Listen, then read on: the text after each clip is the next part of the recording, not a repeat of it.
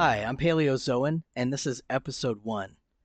Actually, it's a redo of episode 1. The first time I didn't have the best equipment, I didn't have the best recording software, and I really wasn't happy with the content. I thought it could be more engaging. So I decided if I'm going to re record it, I might as well rewrite it. So if you've heard episode 1, stick around for this one. I think it will be a little more exciting than the first attempt. If you want to follow along with the text, you can go to Paleozoan on Buy Me a Coffee. The link is in the description below on YouTube. And there I will have my references and further reading, as well as some images that make it a little more engaging. Before I get started, go ahead and like and subscribe. It really helps the channel. It will allow me to make clickable links and do live videos and other things that I plan on doing in the future. And the more engagement I get, the more people that like and comment, the more accountable I will feel, and hopefully we'll start doing this on a more regular basis. So let's jump right in. The hidden stories in ancient bones, the role of zooarchaeology in archaeology. So I have a background in paleontology. I do have a master's degree in anthropology. I focused on zooarchaeology there, but I started in paleontology at East Tennessee State University. I've always loved bones. However, the paleontological work that I experienced there only dealt with animals that lived millions of years before the first upright walking hominids appeared. And that's always been my interest. I shifted to zooarchaeology accidentally when COVID hit and the fossil site that we had shut down temporarily. I found myself volunteering in the archaeology lab, and I learned there about zooarchaeology. My undergrad advisor, Dr. Widga, accidentally introduced me to it, and it brought me closer to the human story. Like I said, I've always been most interested in that, and I still remember the very first time I held a centuries-old deer skull in my hands. The bones felt surprisingly light, yet it carried the weight of an entire story spanning lifetimes. Was this deer hunted during a harsh winter to feed a starving family? Did it play a role in ritual? Those questions sparked a sense of awe and responsibility in me.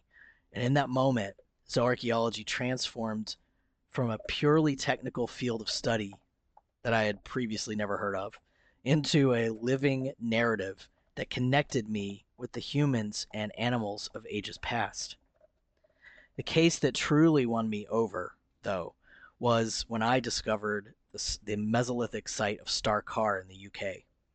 Its fascinating material culture, and especially the iconic red deer frontlets or likely headdresses, show how human and animal lives were interwoven in ways that we're still piecing together. Carr deserves its own post, though, so I'll be delving into that deeper in the future. So stay tuned for that. You might ask, what is zooarchaeology? For those that are listening and not reading along, it's spelled zoo and archaeology together, but it's pronounced zooarchaeology, or zooarchaeologists all around the United States will jump out and correct your pronunciation. At its core, zooarchaeology intersects biology, zoology, ecology, archaeology, and cultural anthropology. That's a lot of ologies. It involves analyzing faunal remains or animal remains found at archaeological sites to uncover how past societies interacted with the animal world and their environment. From studying the butchery marks on bones to extracting ancient DNA, zooarchaeologists piece together everything from dietary habits and subsistence strategies to spiritual beliefs. It's like detective work, except our clues are the remnants of animals that interacted with past peoples. The methods that bring bones back to life. How we extract stories from animal bones. Examining and identifying an animal's skeletal remains might sound straightforward, but there's a real nuance to it. Let's consider a few of our key tools. Species, genus, or family identification. So those of you that are not looking at the article while listening to this, there's a taxonomy that goes all the way from domain all the way down to species. Now, species is as specific as you can get, and obviously going up the chain back towards domain is the least specific. Our goal is to get as specific as possible. So determining the exact species of a bone fragment is not easy, and it doesn't happen as often as you might say something like, we have a mammal bone here. But it involves identifying distinct morphological landmarks or bony features that are unique to a particular species or genera, which is the plural of genus, by the way. We call these diagnostic elements.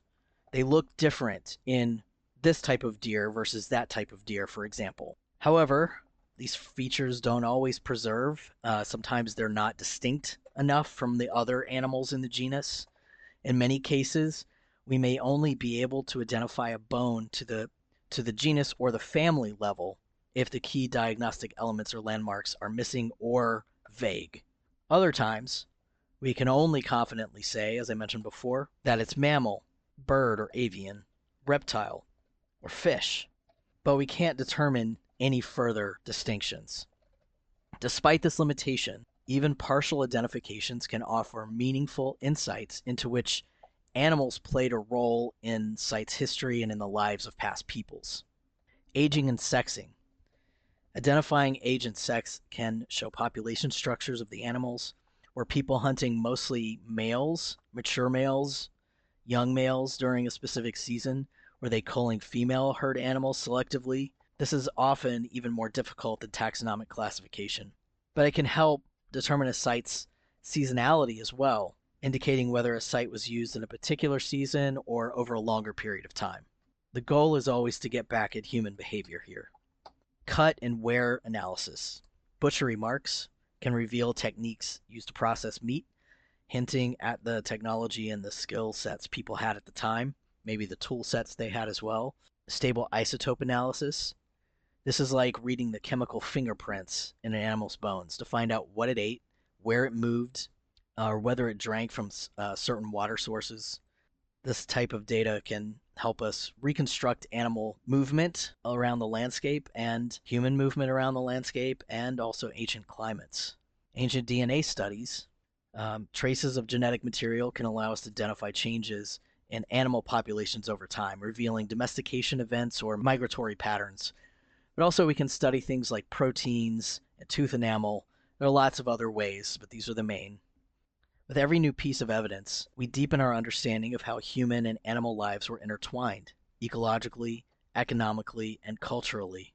And this is of interest to us because most of us don't live like this anymore, and it seems so foreign we are very cut off from nature, and it is a good reminder that we weren't always.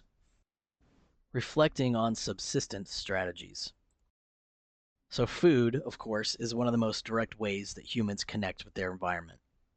By analyzing which bones are present at an archaeological site and how they were modified, zooarchaeologists can infer past hunting tactics, the rise of pastoralism, or domestication of animals, or the shift to agricultural reliance or farming. Imagine a settlement where large quantities of goat bones appear in layers dated to a specific century. This isn't just about dinner. It might represent a massive change in social organization in the people. Domesticating and breeding goats, for example, could have turned families from mobile hunters into more settled communities, altering everything from diet to cultural identity. Pastoralist societies, however, did and do sometimes travel with their herds, so the presence of pastoralism doesn't mean the people were sedentary, and the animals help sustain them as they travel through milk, blood, meat, and bone, horn, and antler materials. Reconstructing ancient worlds. Bones can tell us a lot about the landscapes where our ancestors lived. If we find caribou remains in what is now a temperate zone, for example, maybe that region had a much colder climate in the past. Fish bones far inland, where there is no present water, might indicate trade or seasonal migration, or the presence of water there in the past, as with Carr. Even patterns of overhunting suggest how communities impacted local ecosystems, possibly contributing to extinctions or shifting animal ranges. In that sense, zooarchaeology has also become a lesson in environmental stewardship. Human-animal interactions from the past can inform today's conservation efforts. We see in concrete detail where things went wrong and where practices supported sustainable coexistence. That aspect is near and dear to my heart as I encountered some of that in my master's thesis, which I'll do a video on in the future. Cultural and symbolic dimensions. For many societies, animals were far more than just food. This could be totems, which is a misnomer, and I'll do a video on that in the future as well. Companions, spiritual symbols, markers of prestige woven into their cultural beliefs. Charms, ornaments, ritual burials involving animal remains demonstrate the deep cultural significance animals often held. A prime example of this can be found at Mesolithic Cemetery of Vedbeck, which is about 5000 BCE, before Common Era, in Denmark. Here, the zooarchaeological record reveals a striking variety of animal materials used in funerary contexts, decisive proof that these artifacts served as symbolic or social functions and more than just food. One burial contained a young woman interred with her infant, the infant laid on a swan's wing intentionally. Rather than a random inclusion, the wing signals a deliberate choice that may have been imbued with protective or spiritual connotations that we may never know. An emotional testament to care and continuity beyond death. It speaks to the interplay between the swan and the symbol of the swan and that culture. Several graves feature red deer antlers, sometimes placed near a person's head or torso, and even used in conjunction with dog burials. I believe these were used to denote elders. The careful positioning and consistent use of these antlers highlight their significance. The fact that both humans and dogs received them points to a complex human-animal bond extending into the afterlife. Y'all will come to know that I am a big dog person, and in fact you will hear my beasts in the background of many videos, I'm sure. So I love this. There are also burials. Some females show adornments made from animal teeth, boar tusks or boar teeth, for example. These decorative elements go beyond mere jewelry, reflecting social identity or spiritual beliefs tied to powerful creatures. Male burials often had flint projectile points near the waist, which was a nod to the hunting as both a practical skill and a status-affording role in Mesolithic communities. Their inclusion in burial contexts indicates the significance of hunting equipment as a component of personal identity even after death, and some male dogs were also buried with flint projectile points, which is really cool. Each of these practices, interpreted through the zooarchaeological analysis, moves us beyond simple speculation. By identifying specific species, example swan, red deer, and boar, and recognizing patterns and how these remains were placed, zooarchaeologists can help us see the emotional, mythical, and social dimensions embedded in these funerary rites. In other words, Vedbeck is not just an assemblage of ancient bones, it's a clear illustration of how past cultures infuse their world with meaning through their relationship with animals, both in life and in death. It's natural to ask, why dig through bones from hundreds of thousands of years ago? The answer lies in how deeply these past narratives still resonate.